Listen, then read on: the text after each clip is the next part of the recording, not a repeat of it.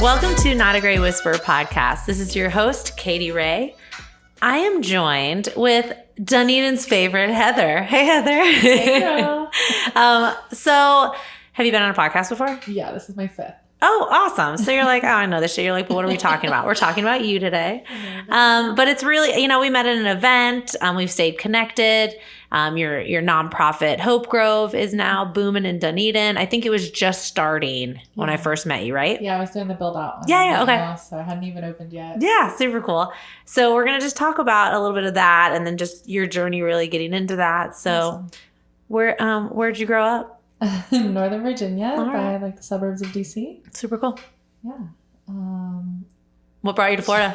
I got you. Okay. So I came down for college. I just wanted to get anywhere away from Virginia. I didn't want to stay there and start having babies and get married like everyone else was at There you go. 18 to 21 years old. So I applied to all these Christian colleges because religious schools or private schools don't have out-of-state tuition. So I got this really great idea to just apply to all these religious schools. Even though Which one did you get into? Southeastern University in Lakeland was the first one I got accepted to. I applied in Fort Lauderdale, Palm Beach, California even. And I said, whatever is the first one I get accepted into, I'm going to go to. Lakeland. And Lakeland happened to be where my great-grandparents were living too. They were snowbirds for 35 years. That's crazy. So, and it was the one school that my best friend had already toured. So I was like, I'm going there. It's just meant to be. Oh my gosh. And then you've been in Florida since. Yeah. Cool. Yeah, and I just progressively moved closer to the coast. Yeah. I love the west coast of Florida. Something I never knew about growing up. I always would vacation in Daytona or Orlando, but I had no clue about Dunedin or Clearwater or any of the gorgeous Gulf beaches that we have. Yeah, that's super cool. I didn't know how you got here. That's cool. Thanks. So, what kind of got you into what you're doing now? How did that spark you? And what are you doing? So I grew up always wanting to help others, volunteer or rescue animals or fight for the planet, whatever. Yeah. I was always upset when trees were cut down. So I went to school for social work, of course. I was also a rebellious kid that had a lot of social workers that intervened in my life and kept me out of jail and kept me out of the correction school, the schools for the bad kids. I forget what they're even called, but my mom always asked them to put me in jail and teach me the hard way. And you'd be like, she's really a good kid and she just needs some support. Yeah. And my mom was just at her wit's end. She didn't know what to do. She was a single mom. And she's like, she just needs more strictness and structure. Yeah. But it wasn't. I just needed those people to intervene and speak up for me. Mm-hmm. So I wanted to go to school for that. And that's what I started at Southeastern University, was the social work program there. And I loved it. But then I did my first internship and I realized that very few kids turned out as well as I did and had as much support as I did.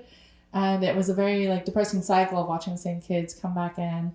To whatever intervention program they were referred to keep them from having a record post 18 years old. So I realized that I could never really be a social worker if I wanted to feel fulfilled and not become very depressed alcoholic probably. I need to see good things come out of putting in effort to help others. Mm-hmm. I just can't. The cycle of reoccurrence, reoffending and all with drug use and violence and just juvenile issues that we all struggle with. So it was just depressing. So I got out of that. And when I transferred to USF, I finally had my in-state tuition after 2 years living down here. So I transferred to USF and I tried to stick with social work. But it seemed like a never-ending degree because when you transfer schools, you have to take new classes. Mm-hmm. And at the Christian school, I had a minor in religion because it was required. Yeah, of course. So I had to take a whole other year of classes that I didn't have to take at the old school. So I kind of got burnt out by college after 4 years and still having not graduated. So I took time off and became a realtor. And I'd grown up with my grandmother always being a realtor. And I'd always looked up to her because she traveled the world. And no matter what kind of marriage or family she had, because she'd been married 4 times and had 4 kids, 3 with one and 1 with another. And no matter what was going on with there, she was always self-supporting, I noticed. And she could travel anywhere she wanted. Yeah. She had houses in every continent at some point, Australia and Africa and I don't know, Texas and all over. So she was just really inspirational to me as coming from poverty and abusive marriages and having all these kids to take care of on her own most of the time because the guys were not supportive financially. it was just something that I thought I could rely on and give myself the freedom to travel and help others through charity work or volunteering. And in the Christian school, I got into missions and learned about like how great it feels to give back just for the sake of giving back, which I always knew inherently, but I'd never really been given a chance to do that on a large scale. So like when we would travel, I'd always make sure I was doing something that was helping like a community of people, and not to just take the cute pictures and post them on Facebook, but actually we did do so. So we'd collect like massive amounts of clothes and toys or medical supplies or whatever was needed for whatever community we were going to. Like the Dominican was one of the first ones we did. So learning about community building and relationship building with different nonprofits, it inspired me to kind of want to go that route in my life. So I've always worked with like the SPCA in Lakeland. I was a volunteer and employee there, and then Suncoast Animal League in Palm Harbor. And then with children, I started working with like a big brother, big sister type program, but it was for children of incarcerated parents. So I became like a big sister for this little boy. He was 6 years old in Tampa. He lived in Robles Park, and both his parents had been in jail. They had like 6 siblings, and he was such a little thug. Like he was like cussing up a storm at 6 years old and wanting to hustle outside on the street and hang out with all his buddies, doing God knows what. And his parents were very MIA. His dad was in jail. His mom was in and out. So I would take him and do cool stuff like monster truck show. Yeah. Hang out at the playground, like what I thought 6-year-olds should be doing, and he would like run off on me. It was crazy. Oh my gosh. Not like a super strict program. Like once you got assigned your kid, you were kind of in charge of your kid. And there was no like person watching over you. So at 24 years old, I'm like watching the 6-year-old kid once a week. Oh my God. Taking him all over, and he tried to run away on me. But he was so much fun. Like it just gave me like that responsibility feeling that I'd never really had. I've babysat before, but I never saw what it was to like make an impact in a child's life. Mm-hmm. Yeah, that way. So mentoring became a thing to me. I never knew what a mentor was. I always had people that were like court ordered to intervene in my life. Yeah, like, not a that did it out of like want. So it was neat. And then met my ex-husband, and he had a 5-year-old daughter. So then I started really learning what being a mentor was. We had her 50-50, and I, joined the PTA and like became a Girl Scout mom and a horseback riding mom, and got her in all the things, and was really involved with all her extracurriculars and trying to like make sure she didn't have any major issues as an adult from having divorced parents and having to deal with the stepmom. And I always love to empower people and show them they don't have to stay stuck where they are. And doing those things in my life empowered me to be more confident when I help talk to others. So last year I got through a bad divorce. I got out of a bad marriage and into a great divorce. Actually, it's pretty amicable. It was a bad marriage, but we have taken the peaceful route. Through the divorce. We shared a lawyer. We went on a date to make our parenting plan. We did a post-nup to split up the assets way before we ever filed for divorce. So it was way more That's awesome. Peaceful than it could have been. And he'd already been through a bad divorce with his first wife. So he's like, I don't want to do this again. I was like, thank you, God. Yeah, right? Yay. And you have a little one. We have she's just turned 5 on Tuesday. And she deals with it amazingly well. We live 1 street apart. We can see each other's houses. And we owned a major business together in town. We owned a hotel on Main Street called Marinova that had been running for 20 years. So it already had a ton of clientele. And just bought it 4 years ago. And that is where I started making relationships with downtown as a business owner in Dunedin, and kind of made a name for myself as really invested in Dunedin. I love everything about it. Emotionally invested. I want my child to raise her family here. I love it. And I've always been a bit of a gypsy. I've moved 5 times in 5 years because we would flip homes together. I'm a realtor, and he was flipping homes and a mortgage broker. So just made sense that's what we did for 10 years. And the hotel was supposed to be our one main thing that we focused on. He's still doing a million things. And I'm like, no, this hotel takes our whole life. Yeah. We live there. We are greeting the guests. I'm feeding the guests every morning. I became a chef overnight. Oh, wow. And it was just a lot. So it was draining. But But I got really invested in my community and like yeah. where it's going. I started learning about city politics. I joined the Citizens Academy this last year and got to go behind the scenes with the whole city for 10 weeks. That's super cool. And then just recently, I just got on the Juvenile Justice Citizens Academy. So now I get to learn about Pinellas County's juvenile justice and intervention programs that they have and the nonprofits that try to support teens, which I am so excited about. I'm just in week 2 or 3 of that. Wow, that's really cool. Yeah, getting out of the marriage and out of the hotel made me have to dream big, as my life coach taught me. So I reached out to a life coach last January because I was really in a dark place. Like the end of the marriage is usually pretty dark. Yeah.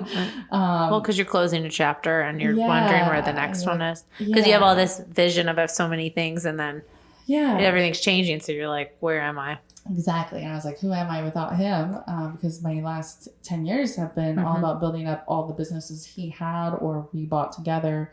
And they were always about him. I felt like I always would tell him this thing that I felt like an extra in the movie of his life. And I even told a therapist that once. And she's like, you need to change that. Yeah, there you go. And he's like, well, sorry. Yeah. So it just never worked. But now I get to have my own movie and do my own thing. Like it's really neat. So I started working with Jess Sampson of the Badass Blueprint in Tarpon. And I worked with her for 6 months. I was really, really at my like lowest point in my life. And yes, I want to talk about mental health too, because I was suicidal. But I don't think I would have done it, but on a daily basis, I dreamed about like swerving my car to like run into another car. At that point, because I was like, I will never leave my baby. I love her so much, but God, this fucking sucks. And this like, the life comes in my head. This is so hard. Yeah. So I get it. Like when people talk about suicide, I've been affected by it. My own family, my uncle killed himself 8 years ago on Cinco de Mayo, and hung himself actually. So it was really horrific. So, and then I have an employee that I work with that she struggles with body dysmorphia and suicide regularly because she's a trans person going from male to female. And she's just the best employee friend ever. So Jess was like, dream big. And I was like, okay, cool. I'm going to open my own brokerage because I've been wanting to be my own broker. I got my license like 6 years ago and my ex-husband told me I should never do it. And I was like, I'm going to do it. And she's like, that's awesome, but you can do more. And she like talk about how you want to help people and empower them. And I was got my own brokerage. I'm going to empower women on how to invest in real estate like I've been doing for 10 years. I want to teach them how to be investors and build generational wealth and all those cute terms and break cycles. And it was great, but it wasn't, because there's not a lot of women that are brave enough and have full pockets of cash right in my immediate network. It's like that are ready to take the jump and start learning. There was 2 though, and it was really fun working with them. There was 2 of them. And she's like, dream bigger. I was like, okay, cool. So I'm going to ask my church, because they have space. They have these buildings that sit empty all week long and they don't do anything there. It's Sunday school and admin building, and they had Head Start there for 15 years. But then Head Start, the same week I asked them about space at the church, decided they were leaving. Head Start was like, we're going to cut some programs, and yours is one of them. So Head Start left, and suddenly 2,000 square feet opened up, and the whole outdoor area right on Main Street of this admin building. It's a big fenced-in outdoor space, and then we've turned it into a garden now. And all opened up. So I was like, I don't know what I'm going to do with all this space, but this is awesome.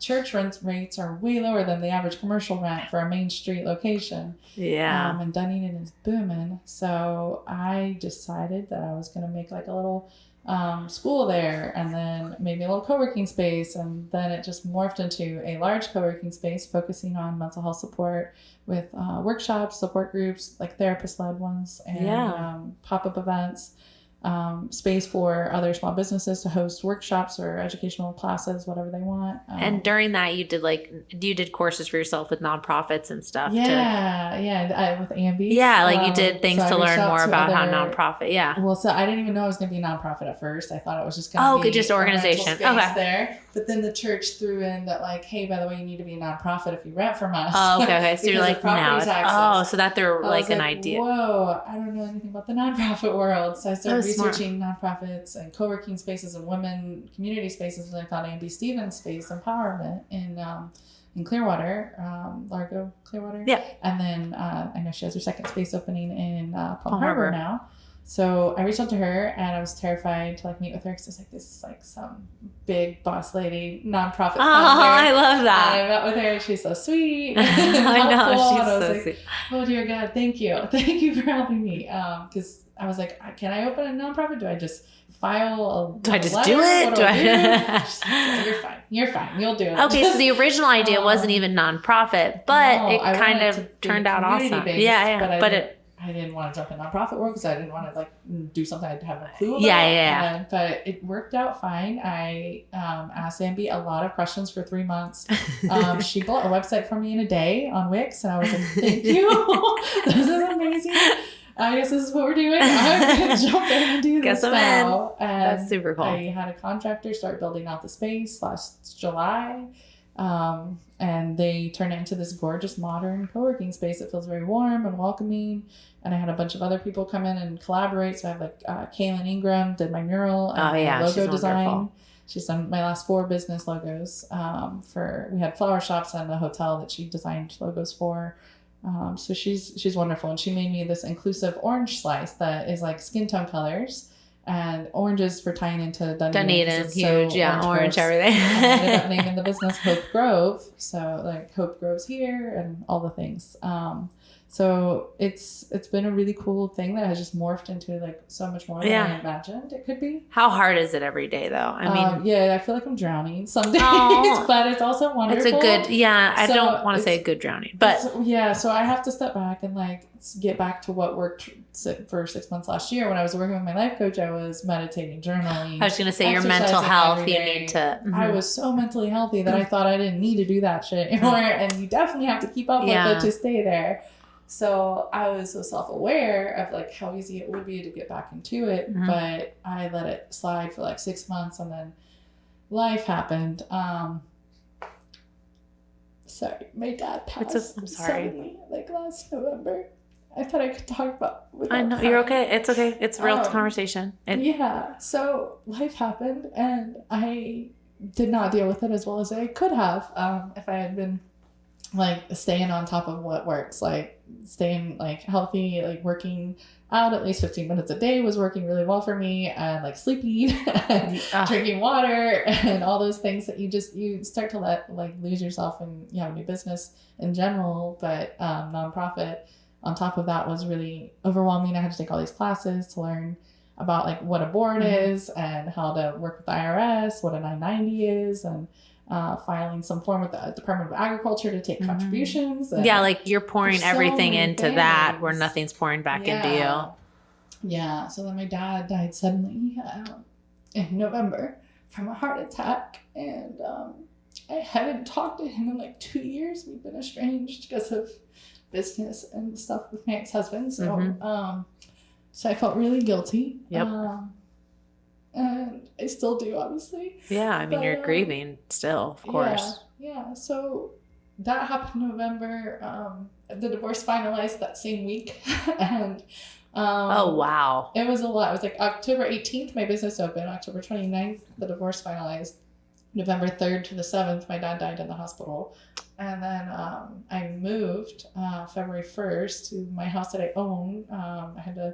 I was living in a house that I'd been with my ex-husband, and then I just moved into my house, and I went from a 4-2 to a 2-1. So I had to like downsize so much, and it was a lot of like shedding weight. Oh yeah, like shedding so throwing much away stuff. Things that and it feels good. I love being a minimalist. I love my little house, but it was like all the most major changes someone can go through in a very short amount of time. Yeah, and it led to health issues. So I started having like chronic illness, like bronchitis and sinus infections for like the last 7-8 months. And then I had like heart pain for the last month. So now I'm like meeting with cardiologists and getting all these tests because I didn't take care of myself. So this is your reminder. Please take care of yourself at a basic level. And that's so important. And you're so like sweet when you say, you're like, this is your reminder, everyone. Like, and you're right. Important. And you're right because you're very self-aware that you knew mentally healthy you were in it, but you know that mental health is so important, but you actually were doing so much that you were forgetting that like you haven't done what you need to do for yourself. And your body will stop you if you don't. And say, stop pushing this. Like and that's really important. And you know, you have a little 5-year-old. Yes. And that was like the biggest wake up call. I was like, so get yourself terrified. healthy. I started emailing friends like, please take care of her. Oh my God. Like, I was so scared that I was going to die of a heart issue. Yeah, especially your dad just passed. So, I know. But I'm getting better. I realized that it was all inflammation related. It was all like autoimmune and stress, right? And that's the stress causes the inflammation. Like it just does. So if you don't talk about it and write it in your journal and exercise it out, it all will manifest in other organs. And that's why you're doing a lot of workshops too with mental health for the definitely. Hope Grove, right? So we've been doing we did an 8-week workshop for co-parenting through divorce so that people can learn how to communicate clearly with their ex-spouse or partner. And we had a therapist do that, and there's about 10 people. That's awesome. 8 women and 1 or 2 dudes, I think. And they loved it. All their feedback after the 8 weeks was, we wish it was longer. We want it to keep going and all of that. The therapist just took a vacation, so she's going to start up again. Let the women take a vacation. Melina Podolowski is who was doing it. That's so awesome. So she's going to, we'll start a new. These are important topics. They are. You know, and you know that because you're in it. We have a functional medicine doctor coming in this week talking about adrenal health and stress. Cool. She's going to be talking to our women's social group. We have a women's social group that meets once a month.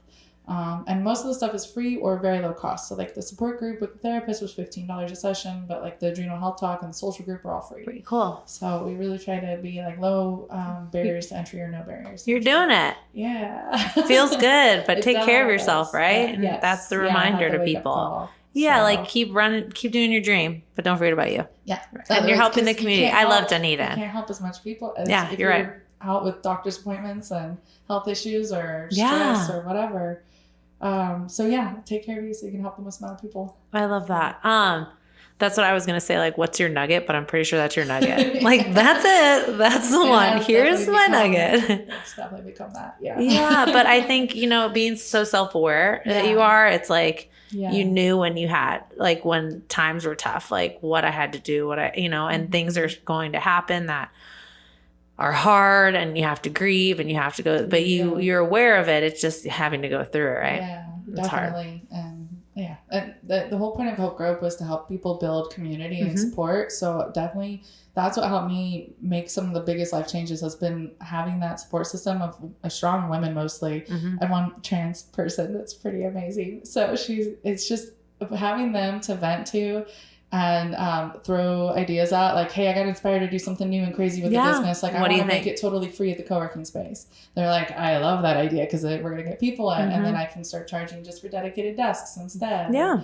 Like, there's so many little nuggets of and people will be excited to come. That's what you want. Yeah, and I'm like, hey, I want to do this new support group. Does this sound crazy? Like one for social anxiety or one for LGBTQ. Of course, that's so common, but not up in North Carolina. There's nothing in North Carolina for LGBTQ community.